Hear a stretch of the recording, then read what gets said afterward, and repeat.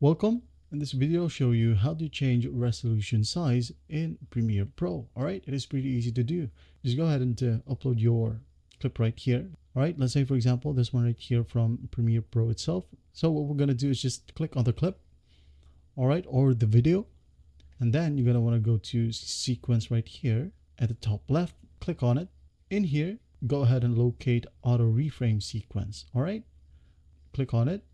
In here, as you can see, here in target aspect ratio, you can go ahead and select square 1:1, vertical 4:5, or 9:16 if you are posting reels or shorts, whatever it is on TikTok.